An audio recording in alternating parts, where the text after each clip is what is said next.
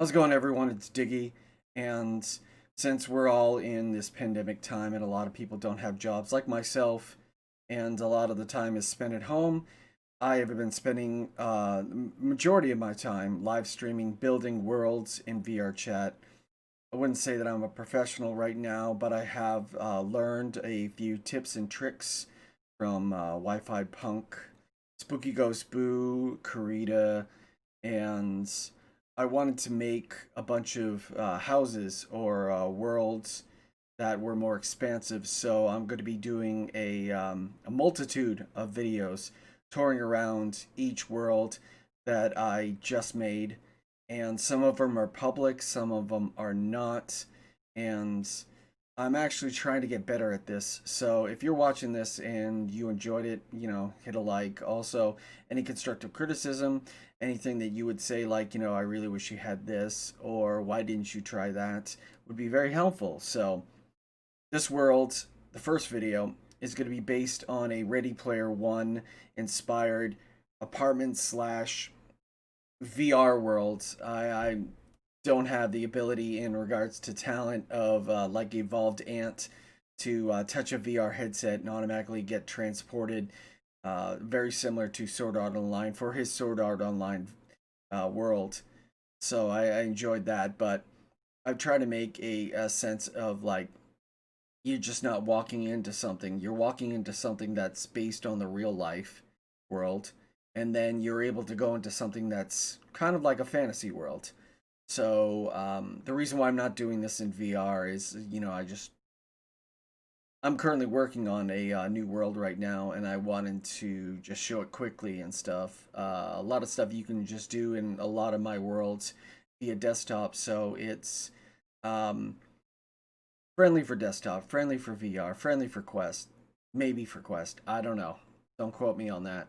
So, okay, what we're looking at is I called it the House of Best because that's what I kind of call my chat room, the best. So it's very the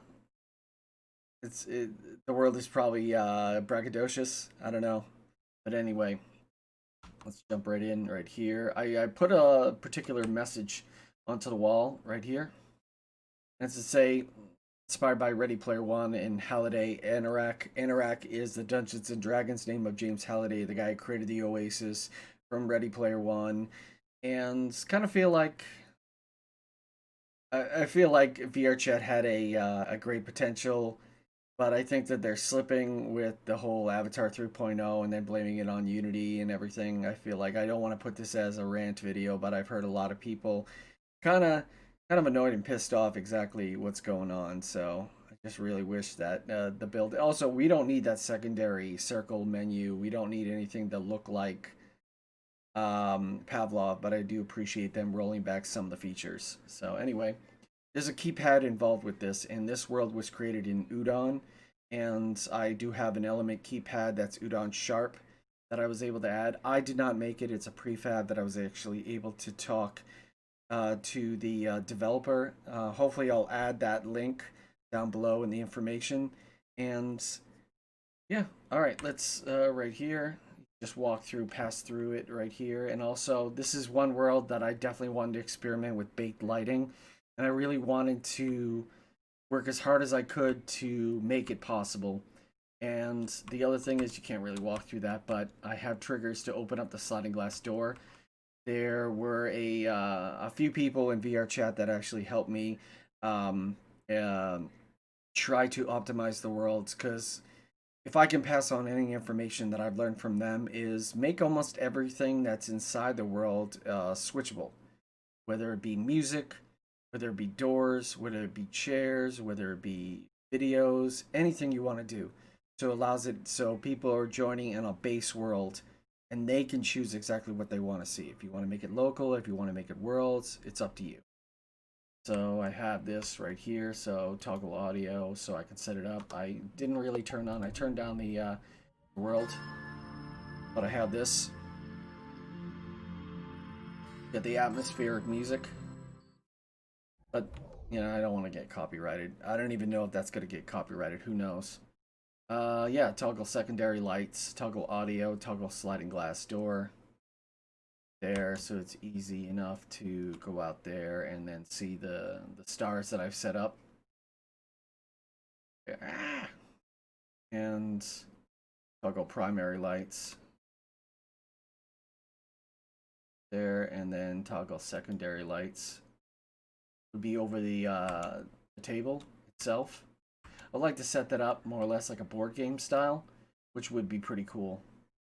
And the one thing is, with the keypad, I've set aside like a hidden element where you would need to find the code. I can tell you the code, I'll probably change it later on, who knows. There, so this is the gamer room setup that's very similar to my world. Also, I have like Ready Player One poster. A lot of people think the code itself is hidden inside here. It's not. Set it up. So this is flex my actual desktop that I have here that I'm working with. Small little newspapers of James Halliday when he passed away. But where the secret trick is the VR headset. It pops up and there's the code.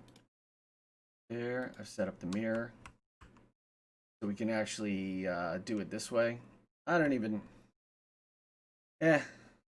turn on my mic. Right there. There, cool. So this is my Talia model. Can't really see. I need to really work on these hoodies. But I got many other different avatars. Avatars are not that hugely important to me. It's all about the world development and the experience. So set up some mood lighting and have it like a vaporwave kind of light. So, and then chairs. So you can set it up right here. I need to work on that. But yeah, I probably need to raise it up. Who knows? Be interesting to just sit in here and then set up a selfie cam. So it makes it look like you're actually in your gamer studio. You know, with your gamer chair. Okay, now that we have the code, 207, boom. I would have switched this over to SDK2, but I really like, this would not work in SDK2. So I'm kind of asked out when I want to add a video feed or a video entry into that. So there's the hidden door, boom. And now, more or less, I would like to set this up. I didn't want to switch it around so the VR headset would open it up, so because, you know, the animation and everything. So I thought that it would be, somebody would actually have to work to find that and find out where that keypad goes. So that's the challenge. I always wanted to make sure that my environments have some sort of interactable element to enjoy it more. Right here, so I set up the legend, assembly area, living quarters. Living quarters are still in development. I haven't set up beds or anything right there, so it's completely empty compartment. Docking bay with Docking bay 2 armory ships, Docking bay 1 world portals. This is also a showcase of all the worlds. I'm gonna have to add another portal for the portfolio and the new bar, but the reason why I called it the Kaylee Vonnegut is that's what the main star of Ready Player One. That's the name of the ship. It's called the Vonnegut, but he calls it the Kaylee, so I call it Kaylee Vonnegut. And USCSS. That's exactly what's on the hat. So that's Nostromo from Aliens. So there. Set that up as right here, but I don't think I set it up as a trigger. Maybe I can set it up so it allows the door to unlock. So there. So thanks to Ursa Master from Dubai for donating money to allow me to get this prefab of the flight controls. Set up a windshield right there. I designed this in Blender. It's not the best, but you know. Here, set up here. A lot of different cool things that I was able to. One thing, yeah, I want to change that where I just pop out in front of it. I'm very happy with that. That's one of my major problems. Chairs and that kind of stuff. Kind of annoying. Set it up so you can sit inside the vehicle. But yeah, Viking RP World, Celtic Cubes, Japanese Retreat. Probably going to have to shift it over or put Malone's bar and the portfolio right here. Set up a huge mirror so we can actually see everything. And the armory down here.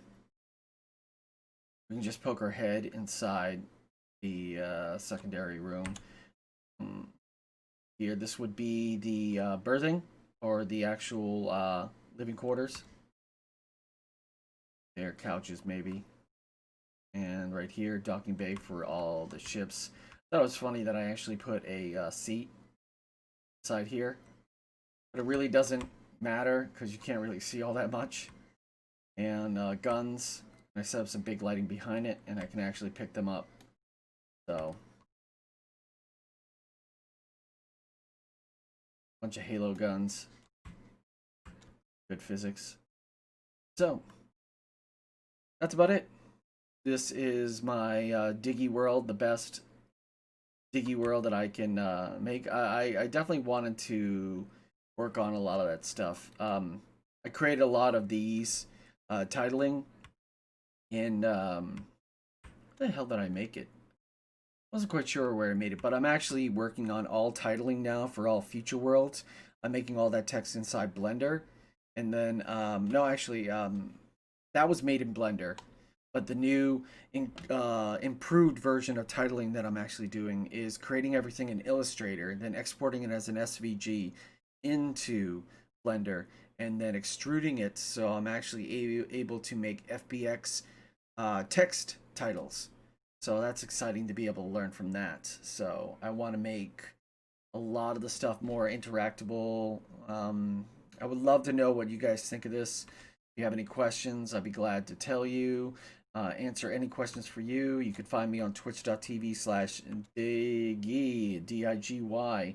I'm on VRCHAT at D1GY. So, all right. Thank you very much, and have a great one.